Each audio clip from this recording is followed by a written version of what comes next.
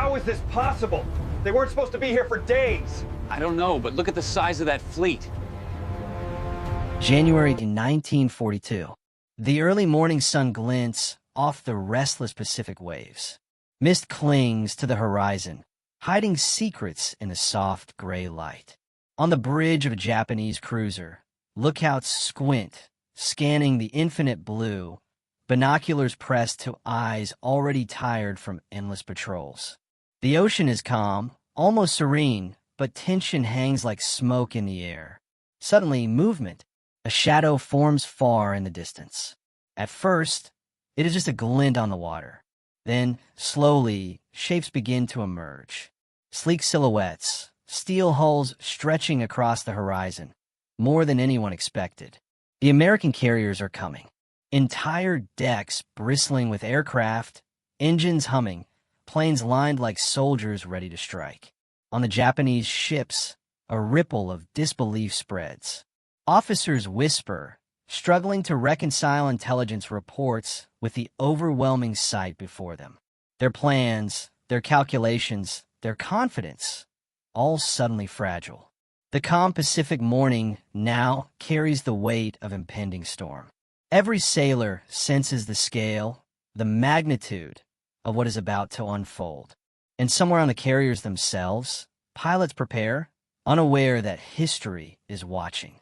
By the opening months of 1942, the Pacific Ocean had become a chessboard of tension and ambition.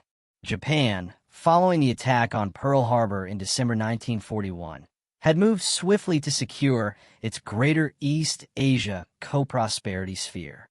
Its forces struck the Philippines, Malaya, and the Dutch East Indies, sweeping across thousands of miles of ocean with remarkable speed. The Imperial Japanese Navy, confident after early victories, viewed itself as the undisputed master of the Pacific, a disciplined armada honed for offensive operations. American naval forces, in contrast, were reeling from the devastation at Pearl Harbor. Battleships had been destroyed or damaged, and morale was shaken. Yet the United States possessed a weapon that would soon reshape naval warfare: the aircraft carrier. Unlike battleships, carriers could project power over hundreds of miles, striking before the enemy could respond. At the time, the U.S. Navy had only a handful of operational carriers in the Pacific, including the USS Enterprise, USS Yorktown, and USS Lexington. Each of these floating air bases carried dozens of aircraft, fighters, dive bombers, and torpedo planes, capable of devastating enemy ships from a distance. Intelligence reports were fragmentary. Japanese commanders relied heavily on scouting and signals intelligence, but the vastness of the Pacific made precise information elusive. Japanese officers assumed that American carriers had been damaged at Pearl Harbor and would require months to recover. This miscalculation would prove fatal. Across the waters of the South Pacific, Japanese forces moved with confidence, anticipating minimal resistance. Their fleet formations emphasized battleships and cruisers, the traditional heart of naval might, while the Americans quietly reorganized, focusing on speed, aircraft readiness, and carrier coordination.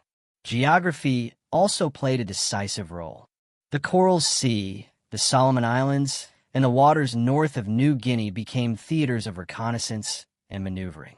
Control of these zones meant dominance of sea lanes, supply routes, and strategic airfields. For Japan, expansion relied on swift victories to secure resources and fortify positions. For the United States, survival meant delaying Japan, disrupting supply lines, and using the carriers' mobility to punch far above their weight. Every decision carried consequences measured in miles of open water and hundreds of lives. Tensions escalated further in early 1942 with conflicting strategic priorities. Admiral Isoroku Yamamoto, architect of Pearl Harbor, had begun planning further strikes to extend Japanese dominance. He envisioned decisive battles that would crush American naval power before it could recover, relying on speed, surprise, and concentrated force. In his mind, the element of shock was everything. Conversely, U.S. Navy leadership, including Admirals Chester Nimitz and Frank Jack Fletcher, focused on flexibility, reconnaissance, and counterattacks designed to exploit Japanese overconfidence.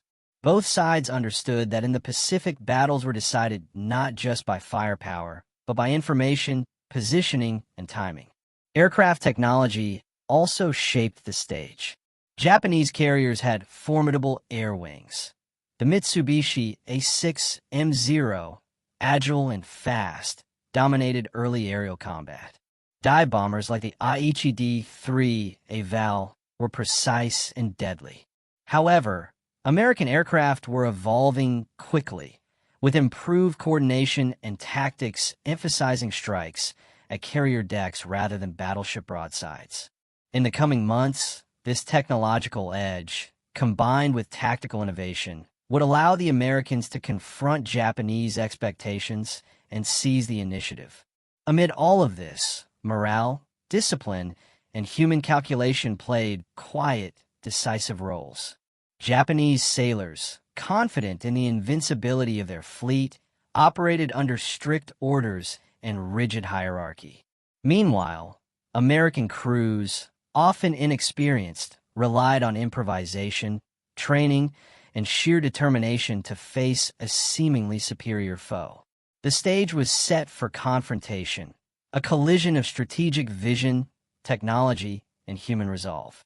Every fleet movement, every reconnaissance flight, every aircraft catapulted from a deck was part of a larger unfolding story, one that the Japanese Navy did not yet fully grasp.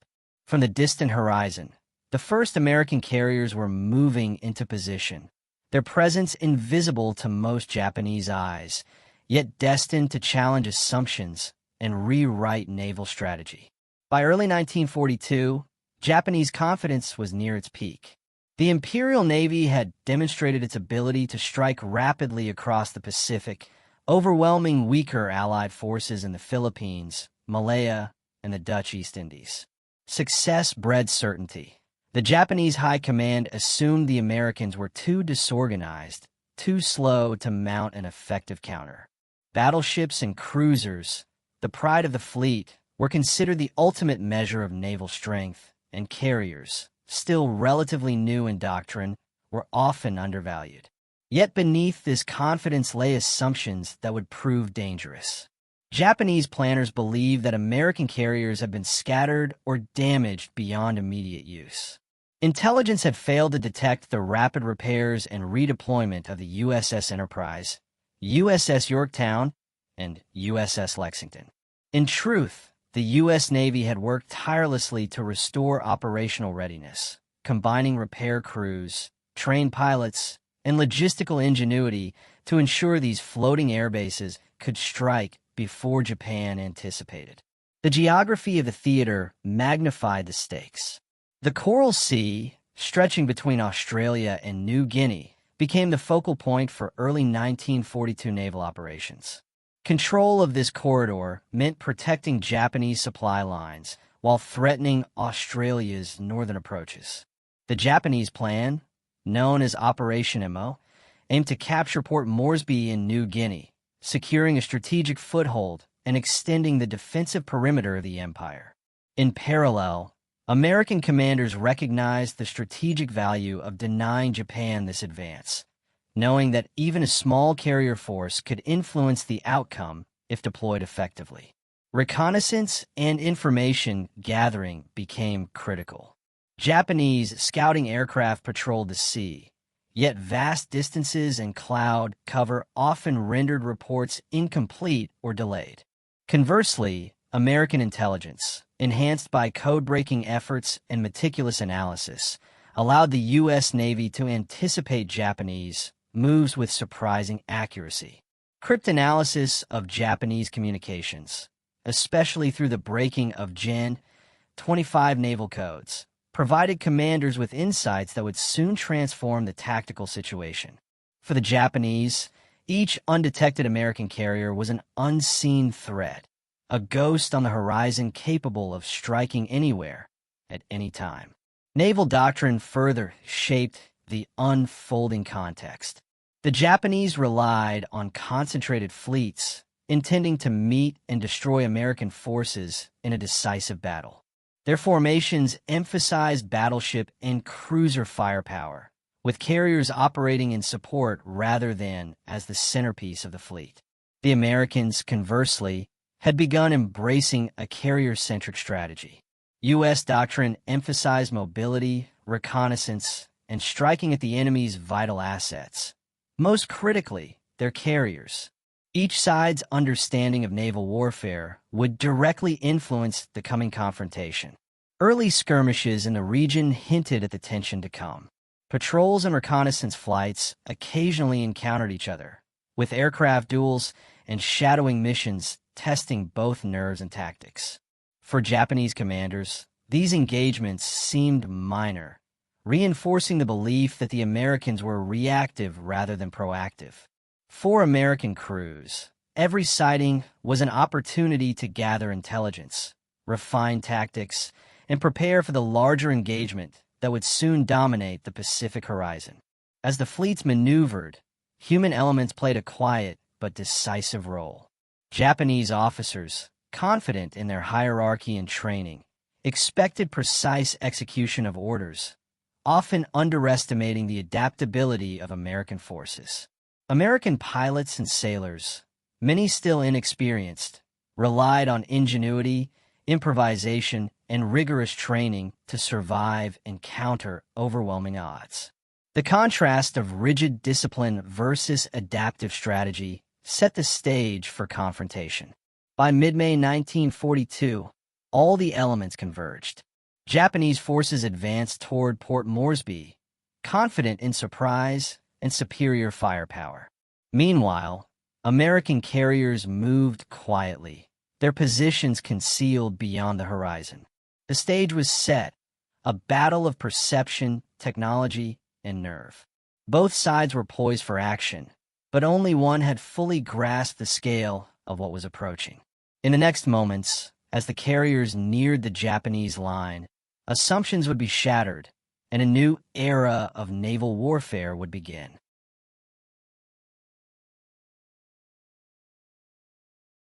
On the decks of Japanese cruisers and destroyers, tension was palpable.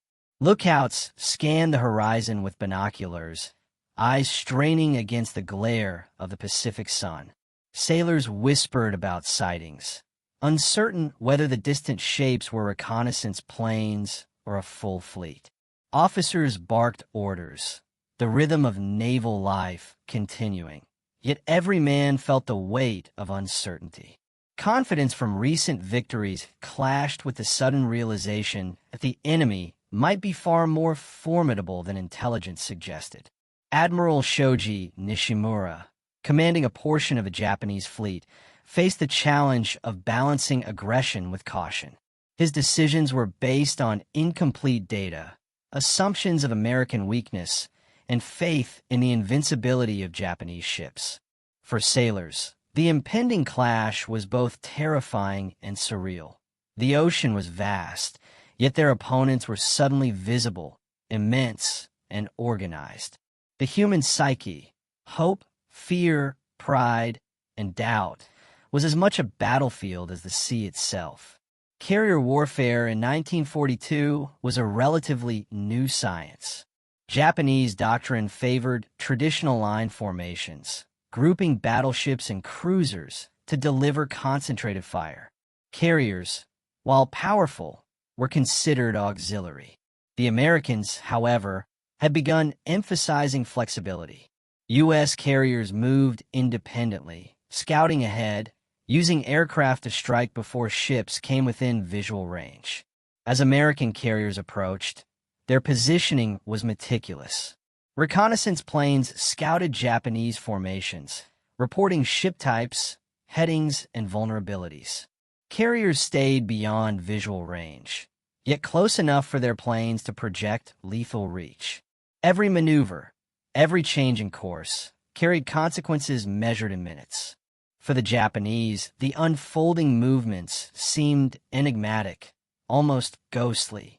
Their formation, designed for decisive battles, was vulnerable to the extended reach of carrier-launched aircraft. Aircraft were the decisive factor in this emerging clash. Japanese planes, the A6M0 and Aichi-D-3A dive bombers, had proven lethal in earlier campaigns. Their speed, maneuverability, and precision gave Japan an early war advantage in the air. Yet American carriers were stocked with versatile air wings, including the Douglas SBD Dauntless dive bombers and TBD Devastator torpedo planes, trained for coordinated strikes on enemy ships.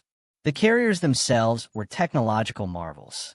Their steel decks, catapults, and hangar systems allowed rapid deployment of dozens of aircraft. Communication and coordination between pilots and deck crews were critical, every second meticulously timed. Radar technology, while still in early stages, began to offer American forces an edge in detection and response. Japanese commanders, relying on visual spotting and signals intelligence, were vulnerable to surprise. The ocean, once a neutral expanse, had become a three-dimensional battlefield where air, sea, and information intersected. The interaction between human skill, tactical planning, and technological capability defined the tension on both sides. The Japanese fleet, confident in traditional doctrine, faced a new paradigm. Carriers could strike without warning, aircraft could bypass battleships, and every miscalculation carried immediate risk. Conversely, American crews leveraged speed, coordination, and adaptability to turn technological advantages into strategic impact. The culmination of these angles created a silent narrative across the waves. Sailors and pilots were actors in a larger story written by strategy and invention. The Japanese assumed dominance based on past victories. The Americans relied on innovation, intelligence, and daring. Every glance across the horizon, every catapulted aircraft, every adjustment in fleet formation became a part of the unfolding drama that would soon erupt into the first major carrier confrontation in the Pacific. In every battle, strategy begins with those who command. On the Japanese side, Admiral Isoroku Yamamoto orchestrated operations from his flagship, relying on experience, intuition, and the assumption that decisive victory lay in concentrated force. His intent was clear: crush the American fleet before it could regroup. Yamamoto understood the stakes. Yet even his genius could not compensate for incomplete intelligence and the unforeseen resilience of American carriers. American leadership, led by Admiral Chester W. Nimitz, adopted a different philosophy. Nimitz prioritized flexibility over rigid doctrine, understanding that his limited forces could not match Japan's numbers in a head-on clash.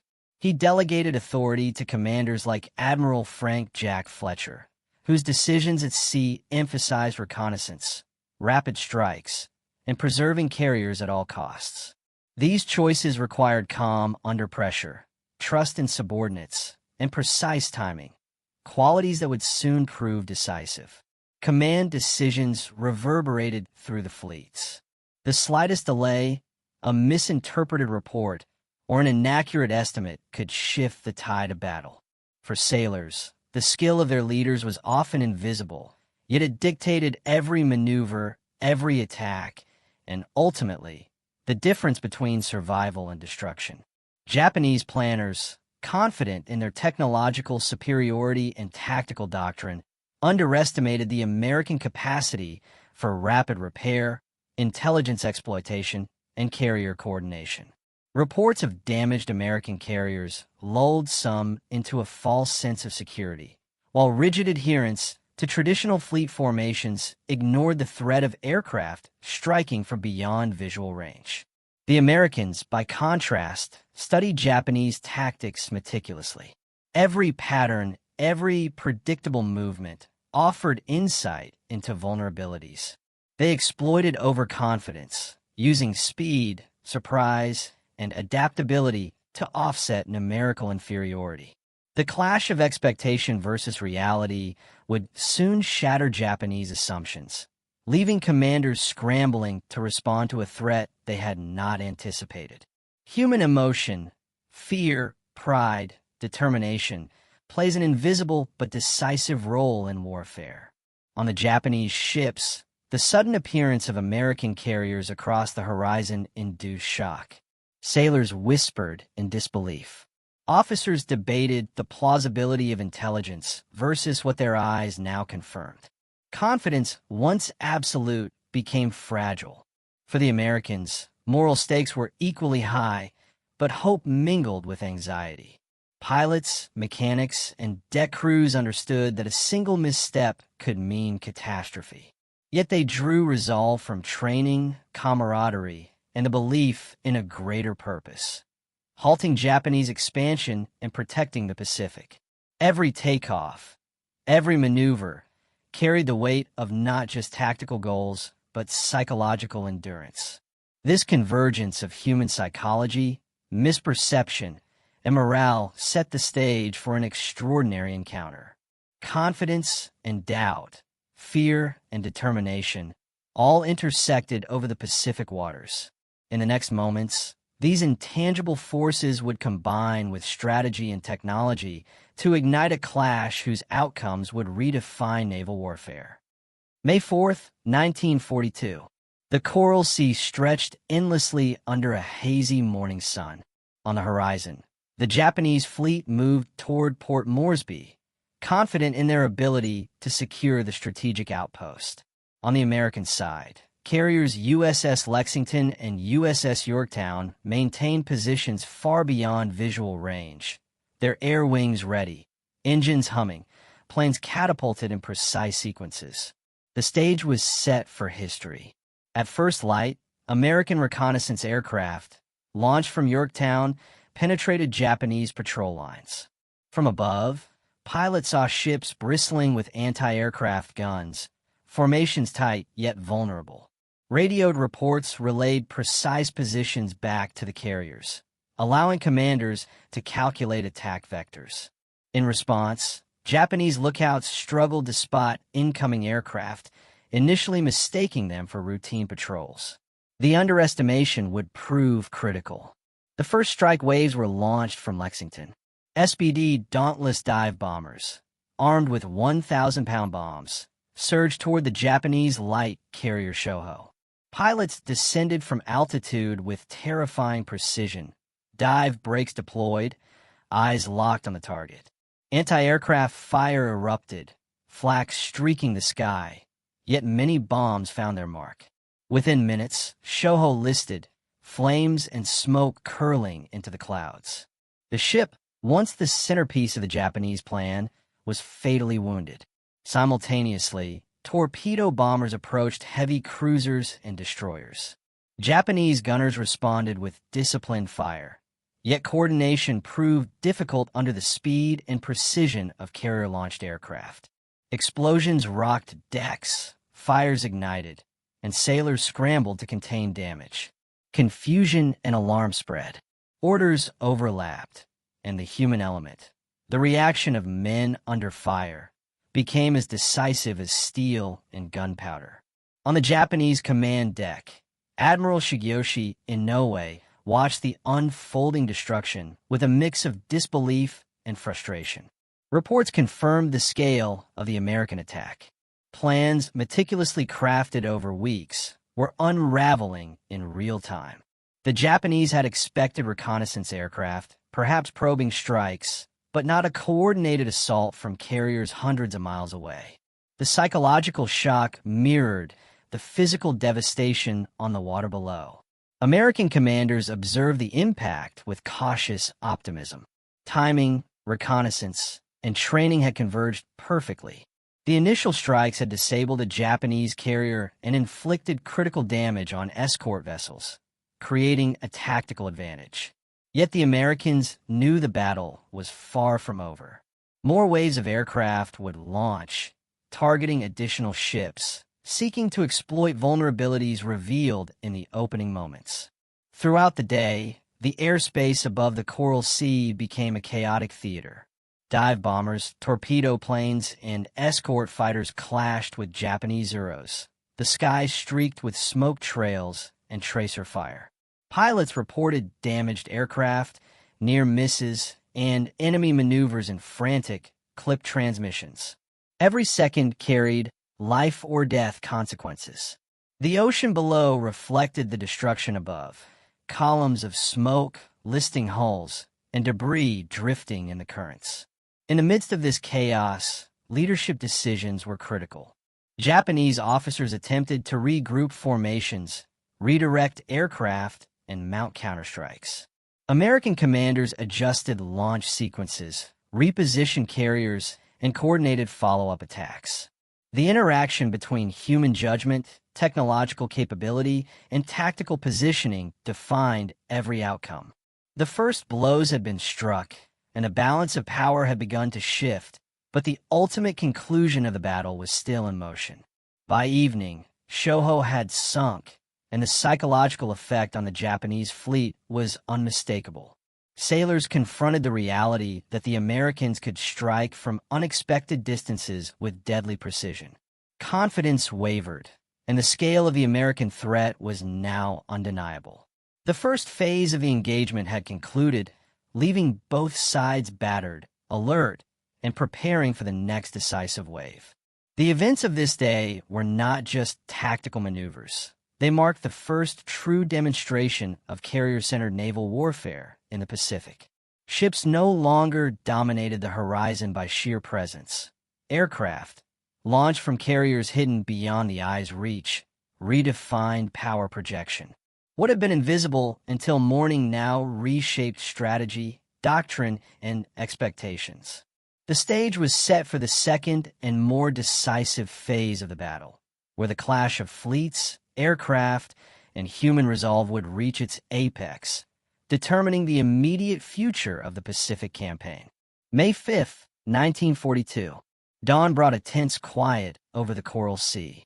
Smoke from the previous day's attacks lingered on the horizon, curling into low clouds, a grim reminder of the Japanese losses.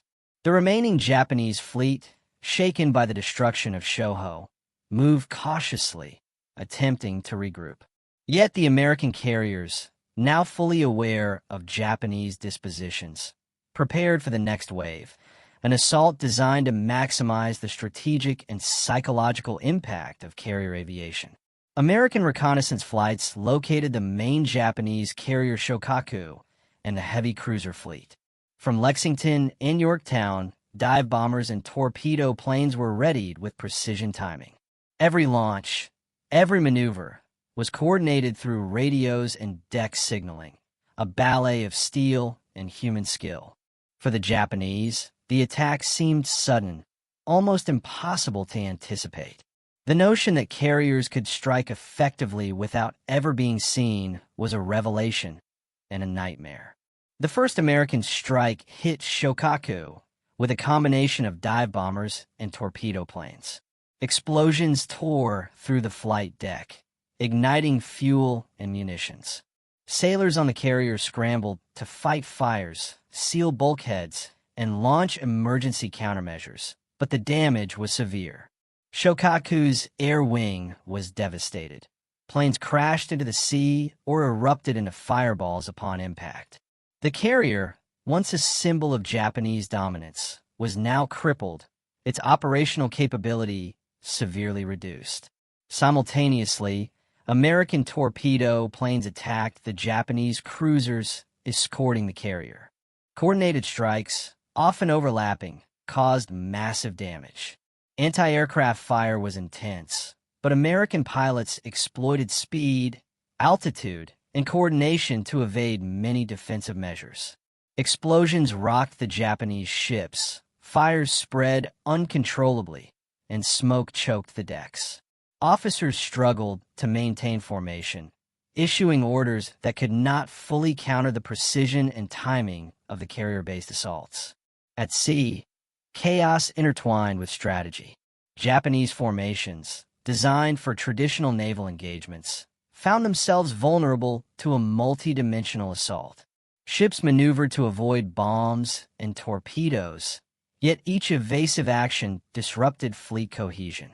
American forces, operating with a doctrine now proven in practice, maintained relative composure, adjusting attack vectors and leveraging reconnaissance to anticipate Japanese movements. The momentum had shifted decisively, with initiative firmly in American hands. Human psychology played a critical role. On Japanese ships, fear and disbelief began to erode discipline. Sailors witnessed the destruction of vessels thought invincible. Morale faltered as officers grappled with the limitations of outdated assumptions.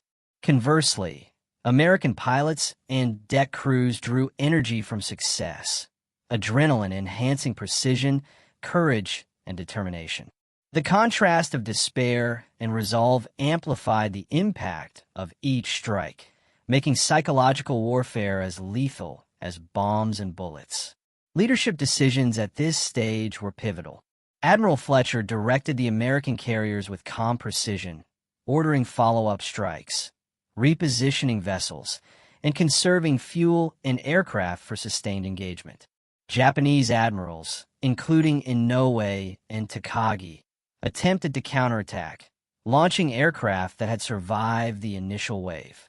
Yet coordination proved difficult amid smoke, fire, and the disarray of damaged ships.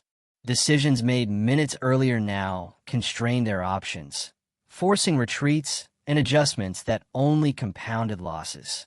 By late afternoon, the Japanese fleet was forced to withdraw. Shokaku, heavily damaged, would return to port for repairs, while Zuikaku, unscathed but lacking air support, retreated with remaining escort vessels. American forces, though having sustained some aircraft losses, retained their carriers and striking capacity. The battle had not destroyed the Japanese fleet entirely, but it achieved a strategic victory. It stopped the advance toward Port Moresby, demonstrated the destructive power of carrier aviation, and shattered the myth of Japanese invincibility at sea.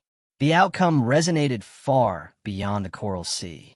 For the Japanese, the confrontation forced a reevaluation of carrier strategy, reconnaissance practices, and assumptions about American naval recovery. Confidence in the inevitability of victory was shaken, and caution replaced audacity. For the Americans, the engagement validated carrier-centric warfare, highlighting the value of intelligence, coordination, and adaptability. Naval doctrine had shifted in real time, and the Pacific would never again be the same. By nightfall, the Coral Sea lay strewn with debris, smoke columns marking the damage, and waves carrying the remnants of a battle that had transformed naval warfare. The decisive power of aircraft carriers, once theoretical, had been made undeniable. From the decks of the surviving American carriers, pilots and sailors surveyed the horizon with a mix of exhaustion and quiet triumph, knowing they had altered the course of the Pacific campaign. The events of May 4th to 5th, 1942 marked a turning point. The clash demonstrated that dominance at sea no longer depended solely on battleships or traditional formations. Aircraft, launched from carriers hidden beyond sight, dictated outcomes. Human courage, technological innovation, and leadership decisiveness combined to create a new paradigm in naval warfare. The stage was now set for future confrontations, including Midway, where the lessons of the Coral Sea would be applied with even greater consequences. The morning after the Battle of the Coral Sea revealed the scale of destruction and the cost of miscalculation. The Japanese light carrier Shoho, destroyed by coordinated American dive bomber and torpedo attacks, sank beneath the waves, taking with it hundreds of sailors. The heavy cruiser escorts sustained significant damage, fires smoldering across decks, leaving survivors scrambling amid wreckage. On the Japanese carriers Shokaku and Zuikaku, losses were severe.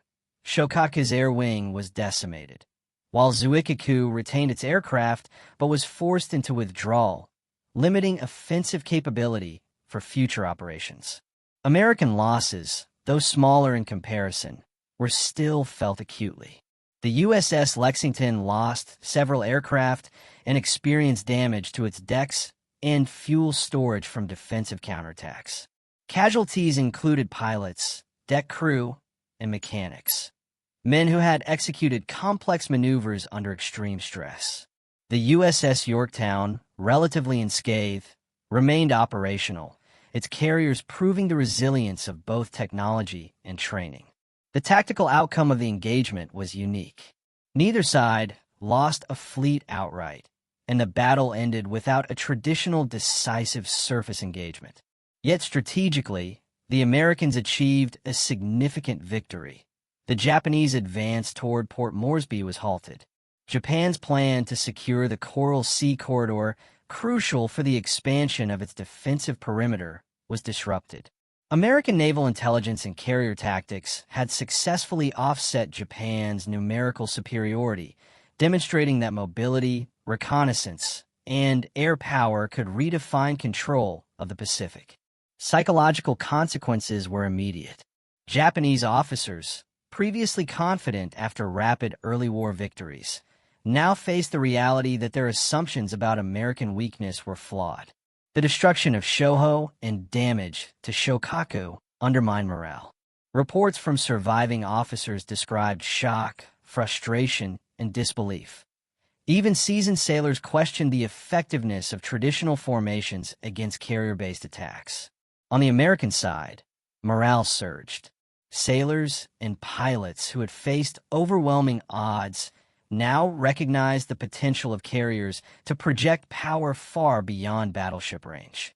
Commanders like Admiral Fletcher and Admiral Nimitz reinforced the value of training, coordination, and intelligence, validating a strategic emphasis on flexibility over rigid adherence to doctrine. For the United States Navy, the Coral Sea confirmed that even limited forces, if well-coordinated and properly deployed, could influence the course of the war. From a broader operational perspective, the battle marked a turning point in naval doctrine. The dominance of battleships, long considered the heart of naval power, had been challenged. Aircraft carriers demonstrated their capacity to strike first, strike far, and dictate the flow of engagement. Lessons learned in reconnaissance, air coordination, and damage control informed both sides' planning for subsequent operations. The Pacific theater had become a three-dimensional battlefield, where air, sea, and human ingenuity intersected. Reports and records from both navies reflected this shift. Japanese logs noted the surprise and scale of American air attacks, highlighting the vulnerability of even well-protected formations. American after-action reports emphasized the successful execution of complex carrier operations, noting the value of intelligence, timing, and adaptability. Historians would later point to Coral Sea as the first engagement demonstrating that carrier-centric warfare could define the outcome of naval campaigns. As the fleets dispersed, the Coral Sea lay scarred. Smoke still drifted from sinking and damaged ships. Debris floated across the waves, and survivors clung to lifeboats. The battle had not produced a clear-cut winner in traditional terms, but the strategic and psychological impact was undeniable. For Japan, the confrontation forced caution. For America, it offered proof that aggressive, coordinated action could challenge even the most confident adversary. The stage was now set for the next phase of the Pacific campaign. The implications of Coral Sea would ripple through planning for future engagements, shaping leadership decisions, tactical doctrine, and the very understanding of naval power. The confrontation had ended, but its consequences, losses, lessons, and the emerging dominance of the aircraft carrier would endure. The aftermath of the Battle of the Coral Sea reshaped naval strategy across the Pacific. Japan, once confident in rapid expansion and the inevitability of victory, faced a sobering reality. The Americans were resilient, adaptive, and capable of striking with unexpected precision. The psychological blow was significant. Japanese naval command recognized that assumptions about American weakness, particularly the presumed destruction of their carriers at Pearl Harbor, were dangerously flawed. Fleet plans now had to account for the mobility and reach of enemy air power, forcing a reassessment of offensive operations and intelligence reliance. Strategically, the battle halted Japanese momentum toward Port Moresby. Without control of the Coral Sea corridor, the Japanese could not threaten northern Australia directly, nor secure the resources and strategic positions needed to consolidate their defensive perimeter. This disruption delayed planned invasions and forced adjustments in fleet deployments, stretching supply lines and complicating coordination across the Pacific. The Japanese High Command was left grappling with the operational limits of their forces, recognizing that victory required not only numerical superiority, but also an accurate understanding of enemy capabilities. For the Americans, Coral Sea was a turning point in doctrine and confidence. The battle confirmed the decisive value of aircraft carriers as mobile air bases capable of shaping engagements